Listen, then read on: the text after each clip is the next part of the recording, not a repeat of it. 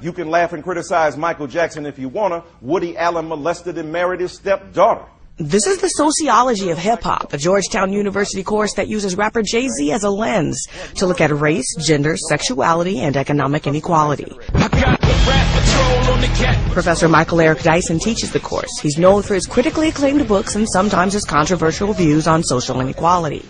Dyson says this is more than a listening session. The coursework is based on readings from academic authors and noted journalists. There are midterms and a final exam. Dyson says he doesn't focus solely on Jay-Z, who was born Sean Carter in a New York housing project. Instead, the lectures revolve around the life story of an impoverished young man turned businessman and philanthropist who used to call himself a pimp. And a lot of these contradictions are in the broader culture. Consumerism, misogyny. Misogyny is at the heart of so many religious traditions, and yet we study them. I have a PhD in religion from Princeton.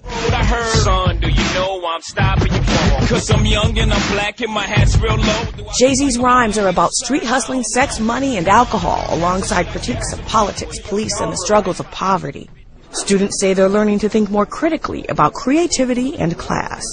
You don't hear about a lot of other English topics, Shakespeare, those things don't come across every day, so you don't really think about them until you're in the classroom. But when you're in this class, Jay-Z class, you turn on the radio, you hear a Jay-Z song, oh, let me pay more attention because in the class that I had today. But not everyone's a fan. Editorials from the Georgetown student newspaper to major media call the course poppycock and semi-ridiculous.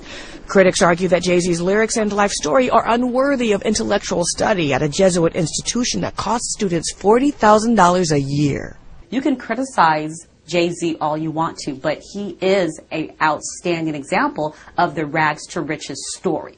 Chris Marsh is a sociologist who says courses like this communicate to young people in a way they understand. As a sociologist, maybe we should think about incorporating other scholars, other hip-hop artists beyond just Jay-Z. But if we think about just using Jay-Z's lyrics to understand social inequality, I think it becomes an interesting discussion. So what happens now is that they're moving away from consumers to critical thinkers about hip-hop. And that's one of the cultural relevance of having a course about Jay-Z. And you see where he's come from and how he's worked to get up there and beat the system, which is something that, nowadays is almost impossible. And so it offers the ability to relate to those people and kind of see how people are living today and how we don't see that if you're not there witnessing it. Dyson says he welcomes conversation about the course, but he's surprised by the criticism. His goal is for students to see life in America through Jay-Z's eyes.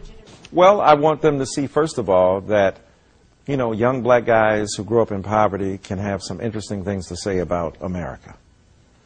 Number two, that they're rhetorical and creative genius rivals the best of what we know in Western culture, whether it's Homer or Melville, whether it's Toni Morrison or Langston Hughes, whether it's Scorsese or Francis Ford Coppola. Jay-Z was not available for an interview while on tour, but Dyson says they're friends and Jay-Z supports the class. Nia Hawkins, Associated Press. This is no lie. As the show is proceeding, they come to arrest Gucci Mane.